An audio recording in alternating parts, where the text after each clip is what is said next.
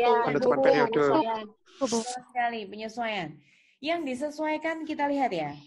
Kalau kalian memilih cara yang kiri, yang disesuaikan hanya piutang bunga debit, kreditnya pendapatan bunga, begitu saja. Sekali lagi ya, piutang bunga debit, kemudian kreditnya adalah pendapatan bunga. Itu kalau menggunakan metode yang kiri.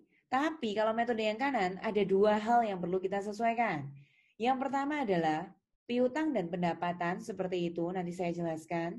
Nah, yang kedua, sebagian dari laba kotor yang tadi ditangguhkan, itu boleh benar-benar jadi laba kotor yang direalisasi. Kita hitung satu persatu, kita hitung dulu dimulai dari bunga. Kita lihat di bunganya sekarang. Cara menghitung bunga, persentase bunganya tadi 12%. Kita temukan di soal ya, 12% tadi.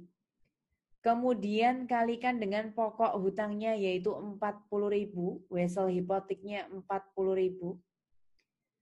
Kenapa dikali 3/12? Karena dari 1 Oktober hingga 31 Desember saatnya penyesuaian, Oktober, November, Desember, itu hanya jalan 3/12 bulan. Sehingga kita ketemu angka 1.200. Tentang 1.200, siapa yang mau bertanya 1.200? 1.200 ada yang mau bertanya 1.200? Tidak ada. Kalau Bu, begitu, kok nggak per 6, Bu?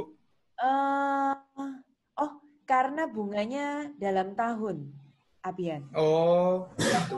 12%-nya dalam tahun. Oke. Ya, kalau kalian baca iklan di jalan, KPR kah, atau ada penawaran kredit kah, itu cuma 12%, 20%. Nah, itu cara bacanya per tahun ya. Jadi istilah-istilah ekonomi bunga itu dalam tahun, kecuali diketahui lain. Nah, kita lanjut. Kalau kalian menggunakan metode yang optimis tadi, 20.000-nya langsung diakui sebagai keuntungan, ya sudah, nggak usah disesuaikan, karena kalian optimis. Tapi kalau di sini kan kalian konservatif, safe, takut-takutan begitu. Oh, ini dianggap dulu yang masih ditangguhkan. Karena ini masih ditangguhkan, kita mau hitung dari 20.000 itu kita layak atau kita pantas mengakui berapa persennya sih? Caranya begini ya. Hitung dulu persentase laba kita. Persentase laba itu diperoleh dari laba dibagi dengan harga jual. Laba kita tadi, kita lihat di atas ya, laba kita tadi 20.000. 20.000-nya dibagi dengan harga jual 50.000. Berarti kira-kira laba kita itu 40%-nya.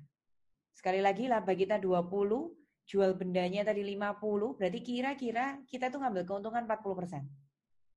Nah, 40% itu kalikan dengan kas yang ditagih. Di sini kita terima uang masuk 10.000 ya. Karena kita baru terima angsuran 10.000, kita ya boleh ngakuinya hanya 40% kali 10.000 alias 4.000. Jurnalnya apa? Yang ditangguhkan tadi kredit pindah debit, sekarang kreditnya boleh yang sah alias yang laba kotor yang direalisasi. Sampai tanggal 31 Desember yang bagian ini, apakah ada pertanyaan? Bu, mau nanya, Bu. Silakan, siapa ini? Jesslyn. Jesslyn, apa Jess? Logikanya perbedaannya periode penjualan sama proporsi penagihan itu apa, Bu? Logikanya, Bu. Logikanya kalau yang periode penjualan, kamu tuh yakin orangnya itu pasti selesai, lunas sampai seterusnya.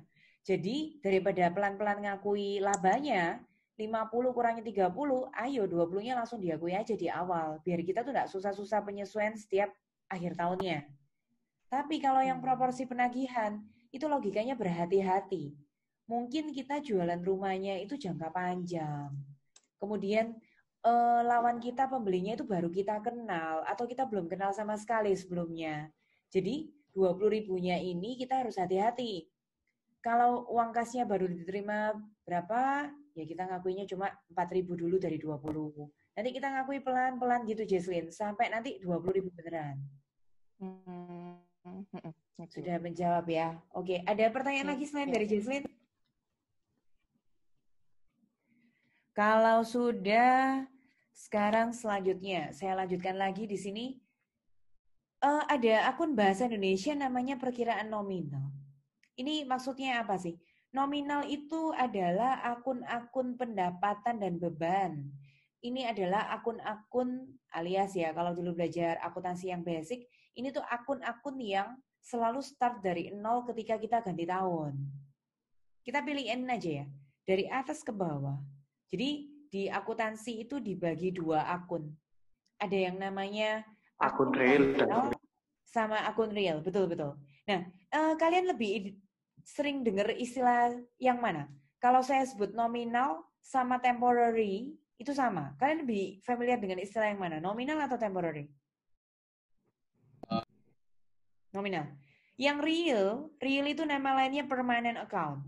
Jadi nominal itu temporary, real itu boleh permanen. Kita fokus yang ke nominal di sini. Nominal itu berarti ya benar-benar yang kita mulai dari nol, akun-akun laba rugi yaitu pendapatan dan bunga yang kita mulai dari nol. Kita lihat ya, piutang bukan. Piutang itu akun real. Atau clue-nya biar kalian cepat ingatnya gini aja deh. Aset, hutang, modal itu real. Aset, hutang, modal itu real. Yang nominal itu pendapatan beban. Jadi dari atas sampai bawah pilih yang pendapatan sama beban aja deh. Piutang itu bukan, aktiva itu bukan. Nah ini keuntungan. Keuntungan itu kan masuk di laporan laba rugi, pendapatan dan beban begitu ya. Keuntungan ini kredit. Jadi apakah itu kita akui? Kita lihat di sini. Oh ternyata keuntungannya ini dibiarkan dulu, tidak ditutup dulu. Walaupun dia itu sebenarnya adalah akun nominal. Tapi kita lihat lagi. Kemudian di sini adalah kas. Kasnya bukan.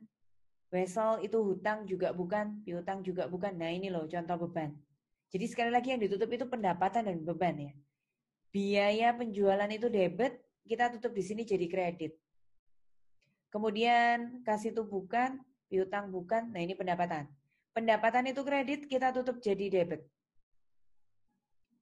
Yang tadi keuntungan atas penjualan, sorry, ternyata ada di sini. Betul ya, keuntungan itu nominal, jadi ini kredit, kita pindahkan di debit sini. Kita ketemu 3 hal ya, keuntungan, biaya penjualan, dan pendapatan bunga, silakan ditutup. Nanti cara menghitungnya ikhtisar laba rugi ini taruh paling terakhir. Caranya adalah 20 tambah 1,2 kurangi 1,5. Nanti kalian akan menemukan 19,7 itu. Kalau yang di sebelah kanan, sekali lagi piutang itu real, aktiva itu real. Kemudian laba kotor yang ditangguhkan itu hanya akun sementara. Kemudian kas bukan, wesel bukan, piutang bukan. Nah ini. Biaya penjualannya 1.500 debit, pindah waktu ditutup jadi di kredit. Pendapatan bunga yang kredit, kita tutup jadi di debit. Kemudian kalau tadi laba kotor yang ditangguhkan, tadi saya bilang hanya akun sementara yang muncul. Nah, ternyata akun nominalnya yang ini, laba kotor yang direalisasi. Laba kotor yang direalisasinya 4.000 kredit, pindah di sini jadi debit. Nanti ikhtisar laba ruginya dapat dari mana? Tinggal 4.000 tambah 1.200 kurangi 1.500. Silakan jika ada pertanyaan sampai jurnal penutup ini. Ada yang mau ditanyakan dulu sebelum kita pindah ke tahun berikutnya. Ini tahun 2019-nya selesai ya. Tugas kalian saya minta tahun pertama dan kedua. Jadi halaman ini yang tahun pertama. Habis gini kita mau pelajarin yang tahun kedua. Ada pertanyaan dulu sampai di sini sebelum kita masuk ke tahun yang kedua. Ya, siapa ini? Jesslyn. Kenapa, Jess? Yang kalau nominal tuh dipindah ke debit gitu, Bu. Nominal itu pokoknya lawan saldo normalnya. Nominal itu pendapatan sama beban, gitu aja ya, biar gampang. Pendapatan sama beban. Terus kita lihat di sini. Pendapatan itu kan kredit. Pindah sini, Jess, jadi debit. Terus habis gitu, ngomongin beban atau biaya. Biaya itu debit, pindah jadi kredit. Jurnal penutup itu posisinya harus kebalik semua dari normalnya. Ada pertanyaan lagi? Siapa mau tanya lagi sebelum ke slide berikutnya? Oke, nggak ada yang mau ditanyakan lagi? Jadi kira-kira tugas kalian dibuat seperti ini ya. Buat soalnya sendiri, tulis dulu soalnya yang benar, kemudian silakan dikerjakan dalam bentuk tabel kiri dan kanan begini. Boleh di PowerPoint, boleh di Excel begitu. Kemudian selanjutnya, ini tahun depannya. Sekali lagi, tadi tahun 2019, sekarang ini adalah tahun 2020-nya. Kita mulai dari tahapan pertama ya. Tahapan yang pertama yang kita lakukan adalah, tahapan pertama itu membalik jurnalnya penyesuaian piutang bunga tadi. Kita lihat slide tadi. 31 Desember kita punya jurnal piutang pendapatan 1.200. Piutang pendapatan 1.200. Tinggal dibalik aja. Pendapatan piutang 1.200, pendapatan piutang 1.200. Itu namanya jurnal pembalik. Hanya dibalik saja. Saya rasa itu gampang ya, nggak ada pertanyaan. Itu soalnya hanya membalik 31 Desember yang tadi aja. Nah, yang tadi bantu menghitung Anjali tadi itu, ini loh. 1 April ternyata, 6 bulan berikutnya, dari 1 Oktober itu jatuh pada 1 April. Jadi nanti waktu kalian kerja tugas masing-masing, diingat-ingat sendiri ya. Kalau yang dapat bulannya Februari, berarti nanti 6 bulannya bulan apa. Kalau yang dapatnya bulan Maret, berarti apa, begitu ya. Nah, kemudian selanjutnya sekarang kita coba lihat 1 Aprilnya. 1 April itu ada kejadian apa?